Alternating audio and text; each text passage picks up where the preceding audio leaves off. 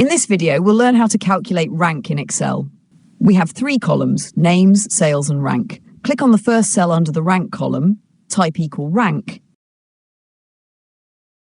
and select the rank function from the list. Note, this function works perfectly in Excel 2007 and earlier versions too. Now, Excel asks for 3 things: the number whose rank we want, the reference range, the whole list to compare, whether we want ascending or descending order. First, select the sales cell you want to rank. Mine is B2. Then type a comma and select all the sales values. Press F4 to lock both references so they don't change when you copy the formula. Now type another comma. If you leave it blank, Excel will automatically rank in descending order, meaning the highest value gets rank 1.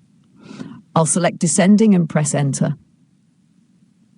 Finally, copy the formula down by clicking and dragging the bottom right corner of the first rank cell. And just like that, Excel will calculate the ranks for all sales automatically.